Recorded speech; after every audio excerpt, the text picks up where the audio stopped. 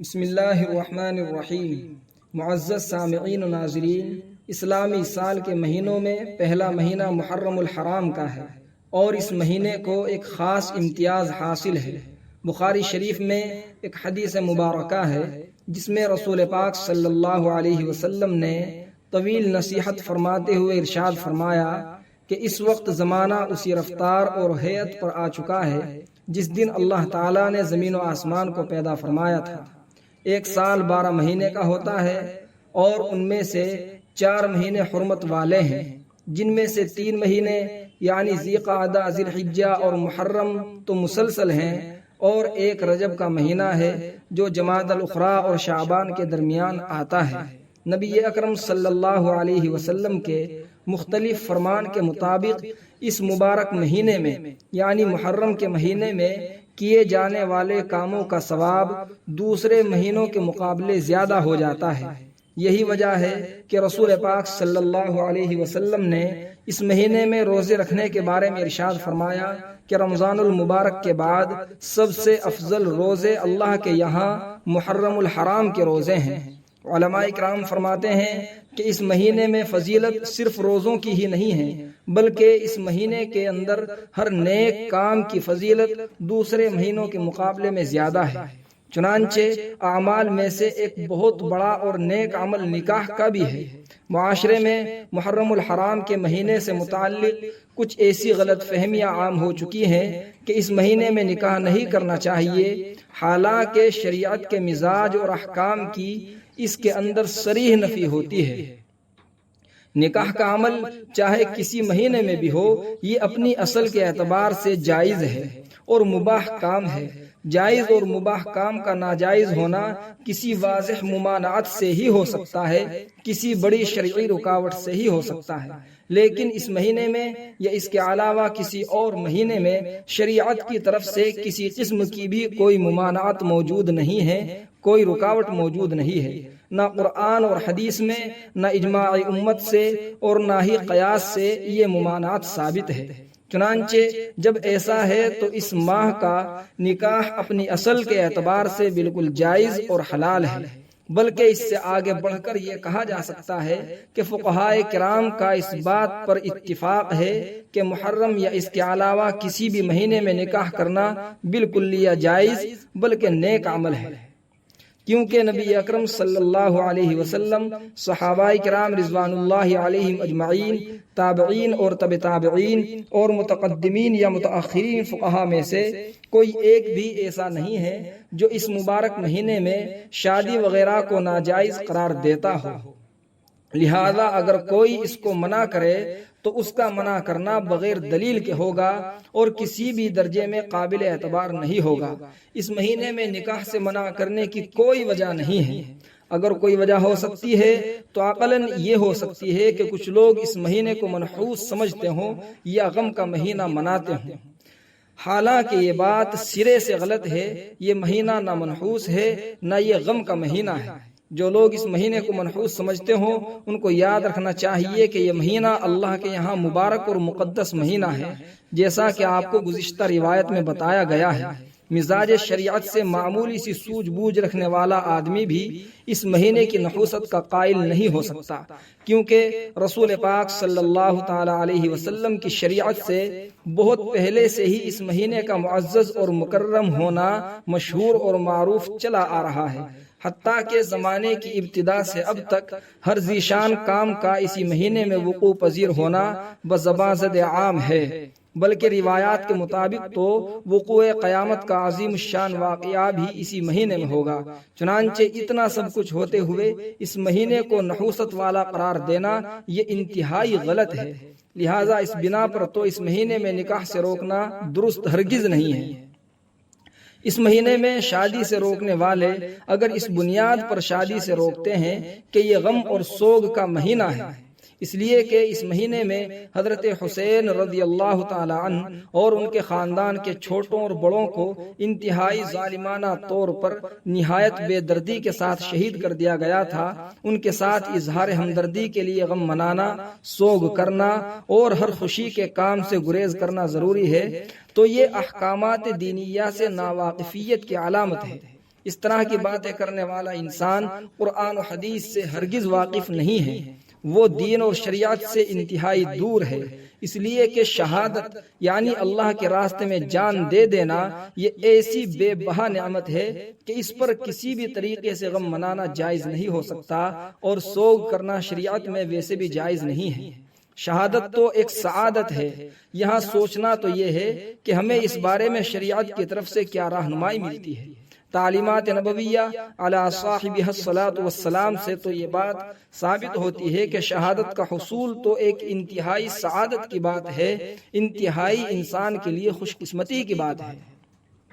جس آدمی کو شہادت کا درجہ مل جائے وہ اللہ کے یہاں بڑے مقام اور مرتبے کا مالک ہوتا ہے۔ اللہ رب العزت نے خود قرآن کریم میں بہت ساری جگہوں پر شہادت کی فضیلت بیان کی ہے اور شہید آدمی کے مرتبے کو بتایا ہے، اور احادیث میں بے شمار حدیثیں ایسی ہیں جن کے اندر رسول اکرم صلی اللہ علیہ وسلم نے شہادت کی فضیلت کو بیان کیا ہے۔ یہی وجہ تھی کہ حضرت عمر فاروق رضی اللہ تعالی عنہ مستقل شہادت حاصل کرنے کی دعا مانگتے تھے۔ حضرت خالد ابن ولید رضی اللہ تعالی عنہ جنہیں رسول پاک صلی اللہ علیہ وسلم کے دربار سے سیف اللہ کا خطاب ملا تھا، وہ ساری زندگی شہادت حاصل کرنے کی تڑپ کے لیے بے قرار رہے، لیکن اللہ کی شان کہ انہیں شہادت نہ مل سکی،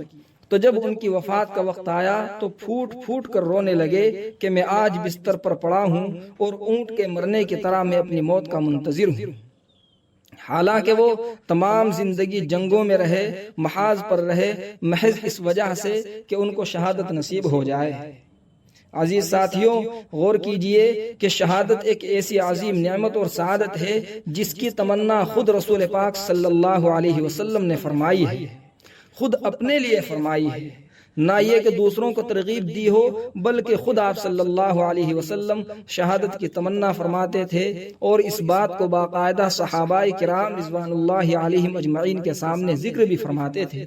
حضرت ابو ہریرہ رضی اللہ تعالیٰ عنہ روایت کرتے ہیں کہ رسول اکرم صلی اللہ علیہ وسلم نے ارشاد فرمایا، لَوَدِدْتُ أَنْ أُقْتَلَ فِي سَبِيلِ اللَّهِ ثُمَّ أُحْيَا ثُمَّ أُقْتَلْ ثُمَّ أُحْيَا ثُمَّ أُقْتَلْ، کہ میں چاہتا ہوں، رسول پاک صلی اللہ علیہ وسلم فرماتے ہیں کہ میں چاہتا ہوں کہ میں اللہ کے راستے میں لڑوں، جہاد کروں اور پھر شہید کر دیا جاؤں، اور مجھ کو دوبارہ زندہ کیا جائے، میں پھر اللہ کے راستے میں جہاد کروں اور پھر مجھ کو شہید کر دیا جائے۔ فرماتے ہیں کہ مجھ کو پھر زندہ کر دیا جائے اور میں پھر اللہ کے راستے میں جہاد کروں، یہاں تک کہ مجھ کو پھر شہید کر دیا جائے۔ صحیح مسلم کی روایت ہے۔ الغرض یہاں تو صرف یہ دکھلانا مقصود ہے کہ شہادت ایک ایسی نعمت ہے جس کے حصول کی شدت سے تمنا کی جاتی ہے، جس کے حصول کے لیے دعائیں کی جاتی ہیں۔ یہ کوئی ایسی چیز نہیں ہے جس پر افسوس کیا جائے یا جس پر غم منایا جائے یا جس پر ماتم کیا جائے۔ اگر اس عمل کو صحیح تسلیم کر لیا جائے تو پھر غور کیا جائے کہ پورے سال کا ایسا کون سا مہینہ یا دن ہے جس میں کسی نہ کسی صحابی رسول کی شہادت نہ ہوئی۔ لہذا سوگ کرنا، ماتم کرنا اور صحابہ کرام رضوان اللہ علیہم اجمعین کی شہادت پر اس طرح کا ماتم کرنا یہ ہرگز جائز نہیں ہو سکتا۔ آپ تاریخ کی کتابوں کو اٹھا کر دیکھیں گے تو پورے سال کے اندر سے 2-4 دن بھی ایسے آپ کو نہ ملیں گے کہ جن میں کسی نہ کسی عظیم مجاہد کی شہادت نہ ہوئی ہو، انہوں نے اللہ کے راستے میں اپنی جان نہ دی ہو۔ اس پوری تاریخ کا مقتضی یہی ہے کہ ان میں سے ہر دن کو اظہار غم اور افسوس بنا لینا چاہیے، ورنہ تو پھر کسی بھی دن کو افسوس کے ساتھ نہیں کرنا چاہیے۔ شادی وغیرہ پر اور ہر خوشی اور اظہار خوشی کے موقع سے گریز نہ کرنا چاہیے، لیکن ظاہر ہے کہ کوئی بھی ذی شعور اس کو ہرگز تسلیم کرنے سے انکار نہیں کر سکتا، بلکہ وہ اس کو سرخم تسلیم کرے گا کہ واقعتاً سال کے ہر دن میں کسی نہ کسی کی شہادت ضرور ہوئی ہے۔ حضرات، اس بات کو بھی دیکھا جائے کہ جناب رسول پاک صلی اللہ علیہ وسلم کی زندگی میں بھی بہت بڑی بڑی شخصیات شہادت سے گزری ہیں، ان کی شہادتیں ہوئی ہیں۔ خود نبی پاک صلی اللہ علیہ وسلم کے چچا آپ کی زندگی میں، آپ کی حیات میں شہید ہوئے، مگر رسول پاک صلی اللہ علیہ وسلم نے ان کی شہادت کے دن کو کبھی ماتم کا دن نہیں بنایا، اس دن کبھی آپ صلی اللہ علیہ وسلم نے سوگ نہیں منایا۔ لہٰذا ہمیں آپ صلی اللہ علیہ وسلم کے طریقے کے خلاف ہرگز نہ چلنا چاہیے۔ اور دیگر عظیم صحابہ کرام دنیا سے رخصت ہوئے ہیں، ان کو شہادت ملی ہے، وہ آپ صلی اللہ علیہ وسلم کے انتہائی چہیتے تھے۔ رسول اکرم صلی اللہ علیہ وسلم نے کوئی ایسا عمل نہ زندگی بھر خود کیا، نہ صحابہ کرام کو کرنے دیا، اور نہ صحابہ کرام نے رسول پاک صلی اللہ علیہ وسلم کے چلے جانے کے بعد کیا۔ لہذا شرعاً سوگ کرنے کی اجازت صرف چند صورتوں میں ہے، اور وہ بھی صرف عورتوں کے لیے، نہ کہ مردوں کے لیے۔ ایسی عورت جس کو طلاق بائن دی گئی ہو، اس کے لیے صرف زمانہ عدت میں یعنی وہ غم کر سکتی ہے اگر اس کو طلاق ہو جائے۔ نمبر 2، جس عورت کا شوہر فوت ہو جائے، اس کے شوہر کا انتقال ہو جائے، وہ عدت کے اندر رہتے ہوئے غم کر سکتی ہے۔ کسی قریبی رشتہ دار کی موت پر صرف 3 دن کے لیے، اس کے علاوہ کسی بھی موقع پر عورت وغیرہ کے لیے سوگ کرنا جائز نہیں ہے۔ اور سوگ کا مطلب یہ ہے کہ اس عرصے میں زیب و زینت اور بناؤ سنگار نہ کرے، زینت کی کسی بھی صورت کو اختیار نہ کرے، مثلا خوشبو لگانا، سرما لگانا، مہندی لگانا اور رنگ برنگے خوشنما کپڑے وغیرہ پہننا۔ اس کے علاوہ کوئی صورت اپنانا، مثلا اظہار غم کے لیے سیاہ لباس پہننا، کالے کپڑے پہننا، یا بلند آواز سے آہو بکا کرنا، اپنے آپ کو پیٹنا، یہ قطعاً حرام ہے، یہ بالکل حرام ہے، ہرگز جائز نہیں ہے۔ لہٰذا ہمیں ان خرافات سے بچنا چاہیے اور دین پر صحیح طریقے سے عمل کرنا چاہیے۔ جو اوپر روایات ذکر کی گئی ہیں، جو تفصیل ذکر کی گئی ہے، اس کے مطابق محرم کے مہینے میں سوگ کرنا بالکل بے اصل اور دین کے خلاف ہے، اور محرم کے مہینے میں شادی کرنے کو چھوڑنا یہ ایک ناجائز عمل ہے۔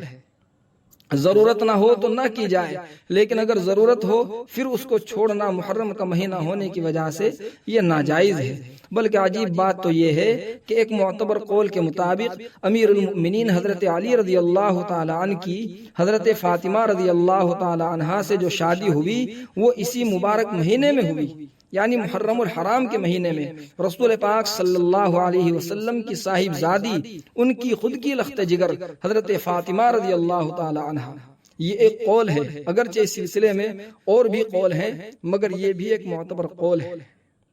لہٰذا آپ حضرات اس چیز کو سمجھ گئے ہوں گے۔ معزز سامعین، میں یہاں پر آپ حضرات کے سامنے ایک بات کو اور صاف کر دینا چاہتا ہوں کہ اس وقت میں فیس بک اور واٹس ایپ وغیرہ پر، چونکہ یہ سوشل میڈیا کا دور ہے، تو ایسے میں ایک میسج بہت زیادہ گردش کر رہا ہے، جس میں 3 شخصیات کے نکاح کا محرم الحرام میں ہونا ذکر کیا جا رہا ہے کہ یہ 3 حضرات ایسے ہیں جن کی شادی محرم کے مہینے میں ہوئی ہے۔ آپ اس کی اصل کو جانیے کہ وہ کہاں تک سچ ہے اور کہاں تک اس میں غلط ہے۔ رسول پاک صلی اللہ علیہ وسلم کی بیوی حضرت صفیہ رضی اللہ تعالی عنہا کا نکاح رسول پاک صلی اللہ علیہ وسلم سے محرم کے مہینے میں ہوا، یہ اس میسج میں ذکر ہے۔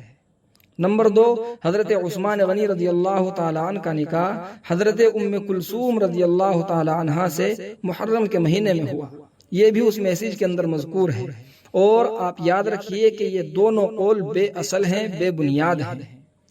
تیسری بات اس میں یہ ہے کہ حضرت علی رضی اللہ تعالی عنہ کا نکاح حضرت فاطمہ رضی اللہ تعالی عنہا سے محرم کے مہینے میں ہوا ہے۔ یہ قول کسی حد تک صحیح ہے، مگر پورے طور پر اس قول کو بھی کلیتاً صحیح نہیں کہا جا سکتا۔ ممکن ہے کہ محرم کے مہینے میں ہی ہوا ہو، چونکہ اس طرح کی روایات موجود ہیں، اس طرح کے اقوال موجود ہیں، اور یہ بھی ممکن ہے کہ ذی الحجہ میں ہوا ہو، چونکہ بعض روایات میں ذی الحجہ کا بھی ذکر ملتا ہے۔ لہٰذا ہمیں اپنی بات کو ثابت کرنے کے لیے معتبر اور محقق بات ہی پیش کرنی چاہیے۔ غیر محقق باتیں پیش کرنے سے، اپنا مدعا ثابت کرنے سے شریعت کا کوئی فائدہ نہیں ہے۔ ایسے طریقے پر دین کی ترویج نہیں ہوتی، بلکہ اپنی بات کو ثابت کرنے کے لیے انسان حق اور سچ بات ہی پیش کرے، صحیح دلیل ہی پیش کرے۔ لہٰذا اس سلسلے میں ہمیں صحیح سمجھ سے کام لینا چاہیے، اور جو اس طرح کی خرافات ہیں ان کا آدمی بالجبر قطعیہ کرے، ان کو کاٹے اور ان کا توڑ پیش کرے۔ جہاں تک ہو سکے یہ کوشش کرے کہ یہ خرافات ہمارے معاشرے میں نہ آئیں، ہمارے درمیان یہ رواج نہ پا سکیں، بلکہ ہم شریعت محمدیہ صلی اللہ علیہ وسلم پر صحیح معنی میں عمل کرتے رہیں۔ اور ہم سے آگے آنے والی نسلیں جو آئیں تو وہ دین کو صحیح رخ پر پائیں، ان کو دین بگڑا ہوا نہ ملے۔ کہیں ایسا نہ ہو وہ دین کو غلط رخ پر دیکھ کر اس غلط رخ کو ہی اختیار کر لیں، اسی پر زندگی گزارتے رہیں، اور اس کے بعد میں وہ لوگ اللہ کے غیظ و غضب کا مستحق بنے، اللہ سے دوری ان کی زندگیوں میں آ جائے۔ ہماری وجہ سے ایسا نہ ہونا چاہیے۔ ہم کوشش یہی کریں کہ اپنے درمیان رسول پاک صلی اللہ علیہ وسلم کے اس دین کو صحیح معنی میں ثابت رکھیں۔ اللہ سے دعا فرمائیے کہ اللہ تعالی ہم کو دین متین پر صحیح معنی میں عمل کرنے کی توفیق عطا فرمائے۔ وما علینا الا البلاغ۔